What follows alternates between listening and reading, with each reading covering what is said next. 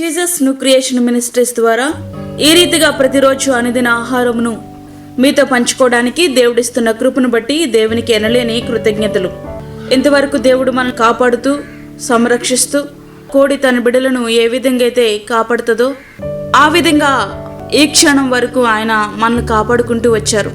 అందును బట్టి దేవుని నామానికి స్తోత్రం కలుగునుగాక. వాక్య ధ్యానంలోనికి మనం వెళ్దాము. 103వ కీర్తన 11-12 వచనములు. భూమి కంటే ఆకాశము ఎంత ఉన్నతముగా ఉన్నదో ఆయన యందు భయభక్తులు గల వారి ఎడల ఆయన కృప అంత అధికముగా ఉన్నది. పడమటికి తూర్పు ఎంత దూరమో ఆయన మన అతిక్రమములను మనకు అంత దూరపరిచి ఉన్నాడు. దావీదు గారు తెలియజేస్తూ ఉన్నారు ఏంటంటే దేవునిని ఎందుకు స్తుతించాలో దానికి కారణాలు ఆయన తెలియజెప్తూ ఉన్నారు.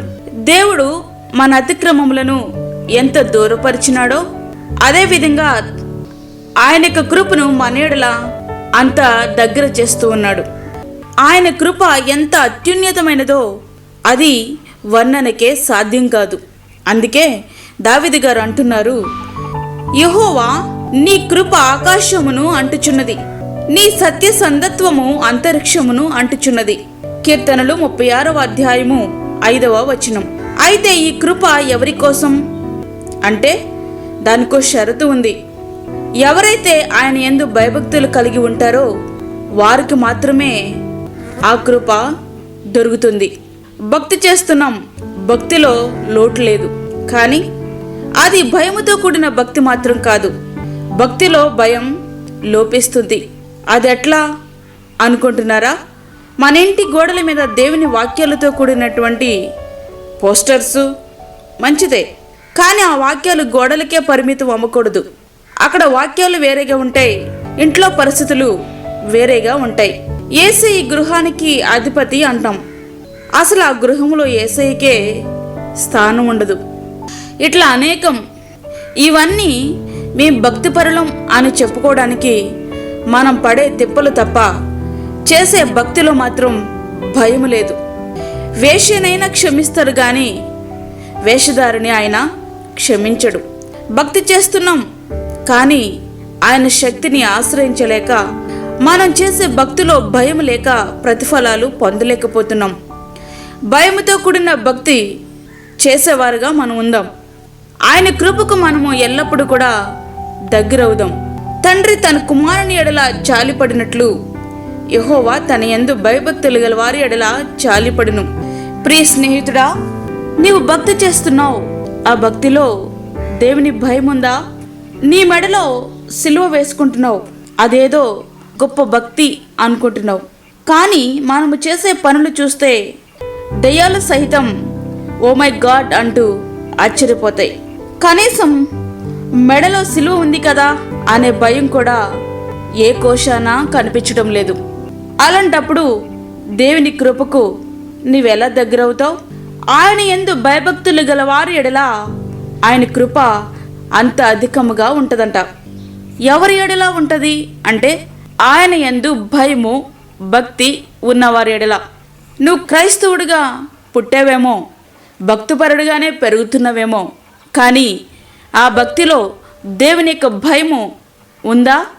ఒక్కసారి పరీక్షించుకో. ఎందుకు అంటే ఆయన కృపను మనం పొందుకోవాలి, ఆయన కృప మీద మనం ఆధారపడాలి. మనం చేస్తున్న భక్తిలో భయం ఉండాలి. భయముతో కూడినటువంటి భక్తి నీలో ఉన్నట్లయితే ఆయన కృప ఎల్లప్పుడూ నీకు తోడుగా ఉంటుంది. మన అతిక్రమములు మనకి దూరంగా ఉంచాలని ఆయన ఇష్టపడుతున్నాడు. ఈ సమయంలో నిన్ను నీవు పరీక్షించుకో. నీవు దేవుని యందు భయభక్తులు కలిగి ఉంటున్నావా లేదా ఒక్కసారి ఆలోచించు. ఆయన కృప ఎల్లప్పుడూ నీకు తోడుగా ఉంటది. ఆయనను ఆశ్రయించు. వేషధారి వలె కాకుండా నిజమైనటువంటి భక్తితో ఆయన ఎడల సాగిపో. ప్రియమైన దేవుని బిడ్డ, దేవుని ఆశ్రయించు. మనుషుల సహాయం అడిగినందువలన ప్రయోజనమేమీ లేదు. ఆయన ఎల్లప్పుడూ మనకి తోడుగా ఉండడు దేవుడు. మనుషుల వలె మనను వదిలివేసే దేవుడు కాదు. ఆయన ఎల్లప్పుడూ మనకి సహాయంగా ఉండి ఆశ్రయమిచ్చేటటువంటి దేవుడు. అంత గొప్ప దేవుని మనం కలిగి ఉన్నందుకు దేవుని మనం ఎంతగానో స్తుతించాలి. మన యొక్క భక్తి జీవితంలో సరైన విధంగా ఆయనను అనుసరిస్తూ మనము ముందుకు కొనసాగాలి. ఈ యొక్క ఉదయకాల సమయంలో ఒక్కసారి పరీక్షించుకో. ఎందుకంటే దేవుని రాకడ అతి సమీపంగా ఉంది. మనము ఆయనను ఎదుర్కోవాలి. ఆయన ఎదుర్కోవాలంటే భయముతో కూడినటువంటి భక్తి మనకు ఉండాలి. అప్పుడు మాత్రమే ఆయనను మనము ఎదుర్కోగలం. శుద్ధమైనటువంటి హృదయము గలవారే ఆయనను ఎదుర్కొంటారు. కాబట్టి మనము కూడా మన హృదయాన్ని శుభ్రపరచుకుందాము. దేవుని యందు భయభక్తులు కలిగి జీవిద్దాం. మన కుటుంబాన్ని సిద్ధపరచుకుందాం. దేవుని రాజ్యము కొరకై ఎదురు చూద్దాం.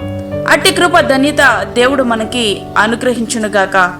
ఆమేన్. వాక్యం విన్నటువంటి దేవుని బిడ్డలారా, ప్రార్థనలో ఏకీభవించండి.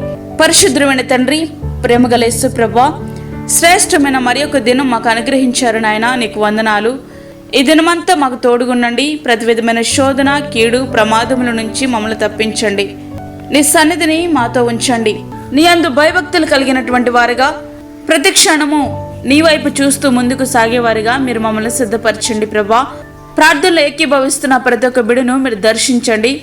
వారికి కావలసినటువంటి విశ్వాసాన్ని పరలోకము నుండి మీరు పంపించండి. బలహీనులను బలపరచండి ప్రభా. నీ యొక్క సన్నిధిలో వారిని నీ యొక్క ఆత్మ చేత మీరు తాకండి.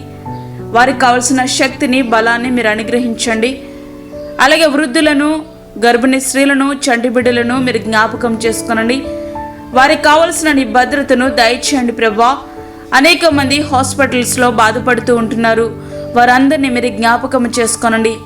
వారిపై నీ గాయపడిన హస్తమును వేయండి. వారికి కావలసిన నీ సన్నిధిని దయచేయండి. వారిని మీరు ముట్టండి, స్వస్థపరచండి. యేసయ్య, మీరు పొందిన దెబ్బలు జ్ఞాపకం చేసుకొంచున్నాం. నీ యొక్క అమూల్యమైన రక్తమును వారి మీద ప్రోక్షించండి. వారికి కావలసిన శక్తిని, బలాన్ని మీరు అనుగ్రహించండి ప్రభా. మా రాష్ట్ర నాయకులను, దేశ నాయకులను మీరు దర్శించండి ప్రభా. నీకు స్తోత్రాలు.